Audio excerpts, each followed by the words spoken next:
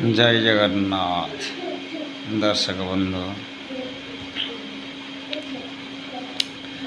किछि आलोचना करिबा आपण मानकर मतामत अनुसार सारे सप्तम घर ग्रह न था किभली जीवन साथी मिले ये कुंडली थी कि घर ना सब अच्छी मेष वृष मिथुन कर्कट सिंह कन्या तुला बिछा धनु मकर कुंभ एवं मीन आमको विचार करिया पड़िबो धरा जाऊ आपणकर ये घरटे लग्न होला ताले सप्तम घर या ये घर मालिक सब अछंती ये घर अधिपति है मंगल बिछा घर अधिपति है मंगल वृष घर अधिपति है शुक्र तुला घर अधिपति है शुक्र मिथुन घर अधिपति बुध कन्या घर अधिपति बुध कर्कट घर अधिपति चंद्र सिंह घर अधिपति रवि धनु घर अधिपति है बृहस्पति मीन घर अधिपति है बृहस्पति मकर घर अधिपति शनि कुंभ घर अधिपति शनि राहु केतुंकर घर ना नक्षत्र अच्छी राहु शनि के भले केतु मंगल में फल देती मतामत जे सारे लग्नर सप्तम घर धरा जो आम 12टी लग्न जे विचार करा मेष लग्न आपणकर सप्तम घरटी है तुला हम ए घर ग्रह किए था कि न था ये घर अधिपति शुक्र थी तो सुंदर दाम्प जीवन आ मन मुताबक जीवन साथी मिल आग बुझी जातु वृष लग्न दे आसला सप्तम मंगल आपड़ जो जमी स्थान में बह हूँ चिड़चिड़ा स्वभाव उग्रता कपि स्वभाव बद विच्छेद भितर दाम्प जीवन साथी मिल मिथुन लग्न आपणकर बृहस्पति ज्ञानी जीवन साथी मिल कर्कट लग्न सप्तम घर शनि आब बयस अधिक जीवन साथी मिल आप चयन करूँ कि गुरुजन मैंने चयन करूँ सिंह लग्न ठीक ठीक सप्तम घर हूँ कौन कुंभ शनि तेणु स्वभाव सेया रही कन्या लग्न सप्तम घर बृहस्पति ये मिथुन लग्न जहाँ कन्या लग्न से अच्छा बिछा लग्न आसीगला तुला लग्न सप्तम घर मंगल तार तो मेष लग्न वृष लग्न जमी बिछा सेमती तुला लग्न कौन हम ना दाम्प जीवन साथी आपणकर उग्रता स्वभाव परिप्रकाश पाइब सी आपन चयन करूँ कि गुरु गुरुजन चयन करूँ जमी जेपरी भाव में भावतु बिछा लग्न हो जीवन साथी सुंदर सुदृढ़ मन मुताबक मिल धनु मीन लग्न सप्तम घर हूँ मिथुन मीन लग्न सप्तम घर कन्या बुध ये जोड़े घर मालिक बुध पिलामी स्वभाव तार्थ आप देखुते मो चॉइस करे कि बापा पछंतु आप निजे भावुवे जे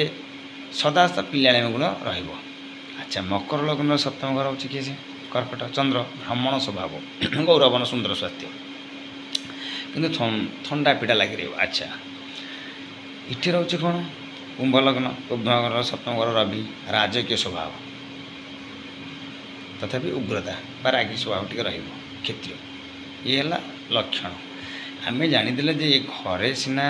कहीं नथिले घरर स्वभाव बा गृहर प्रभाव बा गृहर मालिक स्वभाव अनुसार मिला जदि से ही घरे से ही ग्रह अच्छी तेबे सी बलटी बलवान हो जाए कि से गृह को से भवना अधिपति दृष्टि दौरान धरा जाओ मेष लग्न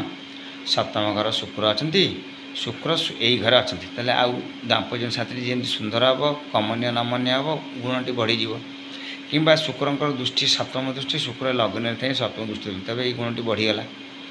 जदि ये घर को आउ कौन ग्रहंकर दृष्टि अच्छी बा स्थिति अवस्थित करते तेरे गुणटी घरर प्रभाव रही कि दृष्टि बा स्थितिर बलय मिसीज बुझी कथा एथिरे कौन हुए आर सब समय अच्छी धर जो मेष लग्न सप्तम घर शुक्र तार तो दाम्पत्य जीवन साथी आप चयन करेंगे जहाँ बह बयस आनुमानिक मिनिमम 25 हो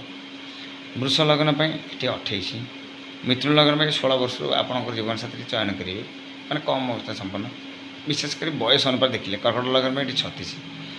सिंह लग्न ये 36 ତାର ତ ଛତିଶଗତ କ'ଣ ନା ବୟସ ଅଧିକ ବୋଲି ଦେଖାଯାଉଥିବେ। ଦେଖନ୍ତୁ କେମିତି ତିଆରି ହେଇଛି। କନ୍ୟା ଲଗ୍ନ ପାଇଁ ବୟସ କମ୍,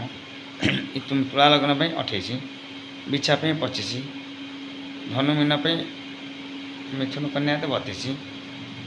ମକର ଲଗ୍ନ ପାଇଁ 24, କୁମ୍ଭ ଲଗ୍ନ ପାଇଁ 22।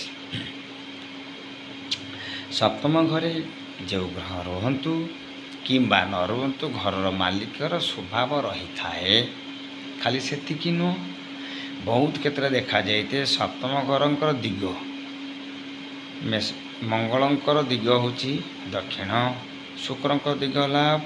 ଅଗ୍ନିକୋଣ ପୂର୍ବ ଦକ୍ଷିଣ ଅଗ୍ନିକୋଣ, ମିଥୁନ ବୁଧଙ୍କର ଦିଗ ହେଉଛି ଉତ୍ତର, ଚନ୍ଦ୍ରଙ୍କର ବାୟୁକୋଣ, ରବିଙ୍କର ପୂର୍ବ ଦିଗ, ବୃହସ୍ପତି ଈଶାନ୍ୟ କୋଣ, ଶନି ହେଲା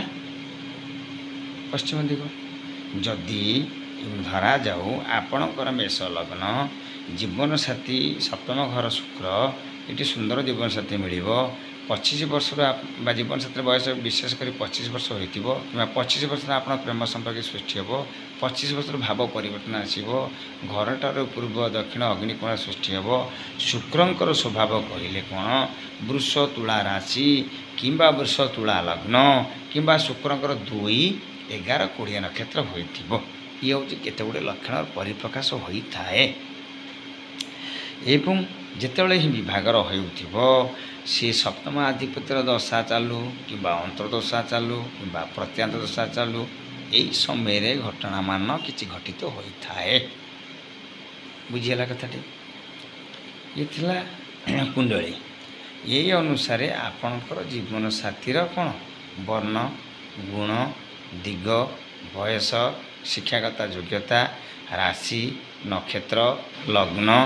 ଏବଂ ବାର ହିସାବରେ ସପ୍ତମ ଆଧିପତ୍ୟର ବାରକୁ ଜାଣିଦେବେ। ଶୁକ୍ରବାର କିମ୍ବା ଶୁକ୍ରଙ୍କ ମିତ୍ର କହିଲେ ବୁଧ, ଶୁକ୍ର, ଶନିବାର। ଏହି ସମୟରେ ସୂଚନାମାନ ଆସିବ। ବୁଝିଛି କଥାଟି? ଗୋଟିଏ ବିଭାଗ ଗୋଟିଏ ଘରୁ ବିଚାର କଲେ ବହୁତ ସମୟ ଲାଗେ, ଦୀର୍ଘ ସମୟ ବିଚାର କରେ। ତେଣୁ ମୁଁ ସୂକ୍ଷ୍ମ କହିଦେଉଛି, ଆପଣ ଅତି ଚୁମ୍ବକରେ ବୁଝିପାରିବେ। କହିବାର ତାତ୍ପର୍ଯ୍ୟ, ବିଚାର ଆପଣମାନଙ୍କର ଯେଉଁ ମତାମତ ଅନୁସାରେ ବହୁତ ବନ୍ଧୁଙ୍କର ପ୍ରଶ୍ନ ଥିଲା, ସପ୍ତମ ଘରେ ଗ୍ରହ ନଥିଲେ କିଭଳି ଆମେ ବିଚାର କରିବା। ବୁଝି ହେଉଛି କଥାଟି ଏଥରକ? ତେବେ ଦର୍ଶକ ବନ୍ଧୁ, ଏବେ ରହୁଛି ଆପଣମାନଙ୍କ ସୁମତାମତ ଅପେକ୍ଷାରେ। ଯଦି ଭିଡ଼ିଓଟି ଭଲ ଲାଗୁଥିବ ଚ୍ୟାନେଲଟି ସବସ୍କ୍ରାଇବ୍ କରିବା ସହିତ ବନ୍ଧୁମାନଙ୍କୁ ସେୟାର କରିପାରିବେ।